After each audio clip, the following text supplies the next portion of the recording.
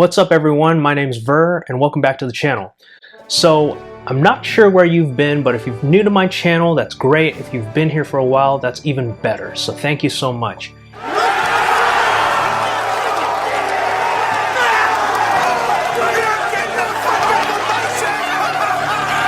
The show goes on! This is my home! I remember just a few months ago, before all these changes happened to the economy, that the interest rates on savings accounts were crazy. We were seeing savings accounts with savings rates at like 2.5%, 2.3, above 2%. And now the feds have made the announcement that they put the interest rates down to 0%. That's going to have an adverse effect on savings accounts. And by savings accounts, I'm talking about high yield savings accounts. The interesting thing about savings accounts also is that there's usually a cap on how many transactions you can do in a month to and from those savings accounts, that being six transactions. So I also saw that the feds say, effective immediately, that cap no longer happens. It could be the case because if people have money in their savings accounts, they'll be needing to, withdraw funds more often to take care of those situations that have happened recently to them. That could be why, and it was effective immediately. Just within the last 12 months, I remember one of my savings accounts through Wealthfront had an interest rate of 2.57%. And that's ridiculous. Now it's, I don't know, I think it's like 0.26%. That said, because of what's going on, here are my top 5 savings accounts that have the best rates going on right now. With what's going on right now, I went online to do research on the best platform to do so. I typed into Google, best savings accounts right now with the highest rates. My criteria was just, a good interest rate return. So again, despite all that's going on, here are my top 5 accounts with the best interest rates that I found. The number 1 savings account is through Ally Bank. Now, I personally use Ally Bank and their interest rate is 1.5%. with no minimum account balance. After I got the notification from Wealthfront dropping all the way from 2.57% all the way down to 0.26%, we're talking about less than 1%. I was like, I'm out.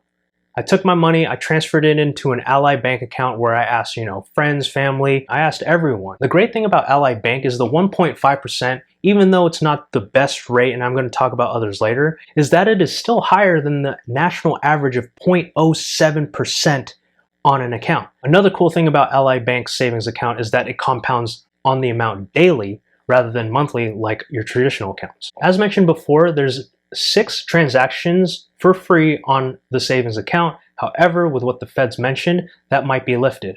If that wasn't the case, it would be an extra $10 per transaction from your account past 6. I've been personally using them for the last few months and their customer service is amazing, like linking bank accounts, or if I have an issue with my account, like trying to do this or that, even their mobile platform is very intuitive and easy to use. So Ally Bank is one of my top choices. The second savings account I'd want to suggest is the Capital One 360 Performance Savings Account at the same rate of 1.5% interest with no minimum balance. The reason why I wanted to mention this account is not just because of the great interest rate on it, but also some banks offer these deposit bonuses. What I noticed when you go online and you look at some of these bank accounts, if you deposit like a minimum amount and you keep it in for a certain amount of time, they will give you free money.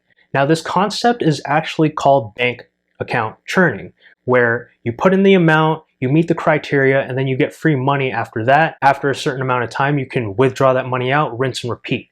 The cool thing about the Capital One 360 Performance account is it's one of those accounts. I'm not saying what it's going to be, because you can go online and figure out that for yourself. But if that's something that you want to do, take the time and effort to do so, it might be beneficial to you. Again, it's not a high interest rate compared to Ally Bank, it's the same, but little bonuses here and there will help you out. Now, the third account I want to mention is Marcus by Goldman Sachs. They have an interest rate of 1.55%, so it's slightly higher than the previous 2 I mentioned. Again, no minimum balance is required. The reason why I wanted to mention this one is because it does have a higher interest rate, but I also want to mention it's owned by Goldman Sachs. Hey, Goldman Sachs, on behalf of the American middle class, you. I'm not going to dog them down here. I'll let you do the research on that. The point is, the 1.55% is another safe place for you to keep cash just in case of an emergency or anytime you need to shelter cash, not just in a checking account. Similar to Ally Bank, they just released a couple mobile apps for their iOS and Android platforms. Since they're fairly new, I'm not sure personally by using them if the bugs are kicked out, but hey, being with tech in the future is what banks need to do to keep on innovating. So the fourth bank I want to mention on this video is HSBC's direct savings account. They have an interest rate of 1.7%. Now, I did also mention that these accounts have no minimum balance. This one actually has $1 minimum balance. So here's the thing. I know you're gonna say I lied. Anyways, if you're gonna open up a bank account or a savings account, you're most likely gonna be putting in some money in there. So something I didn't mention about the other accounts and the benefits of this one is similar to those is there's no maintenance fees, there's no transaction fees up to that 6, unless, you know, that cap is really gone. Having a higher interest rate, even though it's 0.2% more than the other ones that I've listed, just depending on how much you keep in there, if it's like a large sum of cash, yeah, you're gonna see some difference in a year. But if it's only like a few $1,000s or $10,000, the difference is gonna be negligible, and it's just another safe place to keep your cash money in the short term. I do wanna mention this, however, if you do have HSBC accounts like a checking account or a savings account linked in the same account that this resides in, that does have maintenance fees or any fees that would occur, you know, a charge on your account, that may have an effect on this savings account as well. This last bank account actually has the highest interest rate that I can find on a bank account. It's not a savings account, and I know what you're gonna say. Hey, you said you were gonna suggest savings accounts. I'm trying to get you the best rate on your money in a bank account. Now, I came across this bank account in another video. It was mentioned in the comments, it was mentioned in the video description, and I just had to mention it because it has an interest rate of 1.75% with no minimum balance. It's called a checking account, not a checking account, but a checking account. And I'm also not lying about the name. It's called Redneck Bank. I challenge you to go Google right now, Redneck Bank, and look up their checking account. The thing about this account is the 1.75 interest rate is on balances up to $10,000.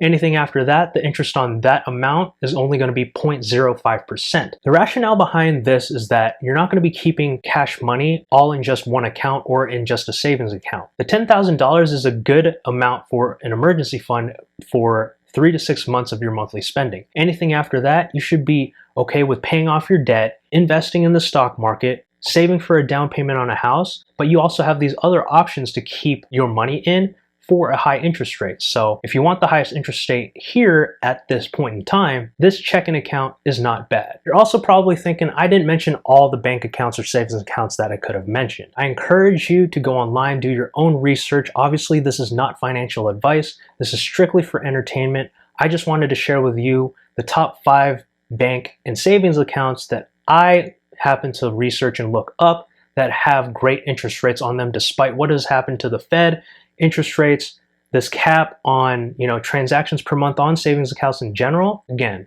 go ahead and Google it. Here's a link in the description below where you can Google savings accounts. I also want to remind everyone that even though these savings accounts have high interest rates compared to your average checking account or savings account, where the interest rate is like 0.02% or no percent at all, you should only really be keeping money in your checking accounts and savings accounts if they're really short term, like you're using it to pay bills or you want to just have some extra change where you can pull it out from the ATM.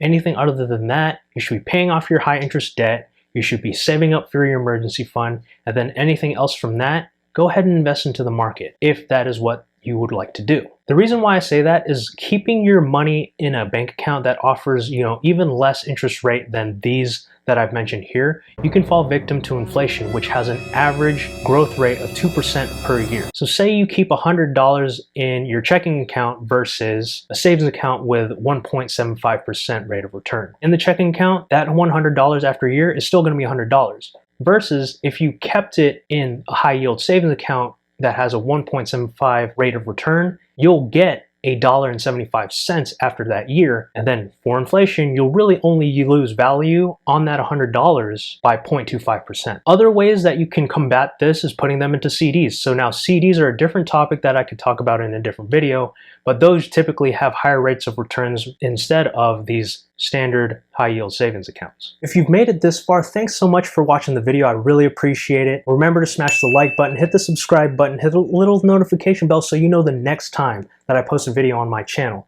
You can find me on Instagram. Here's my handle right here, or it might be over here. I don't know, but that's where I post pretty much every day, whether I'm eating, sleeping, working out. I don't know, because we're staying in. There's not much that I can do other than work and do this. If you have some savings accounts you want to suggest, drop me a comment down below. I'll gladly read those comments. With that said, thanks again for watching, and we'll catch you again next time.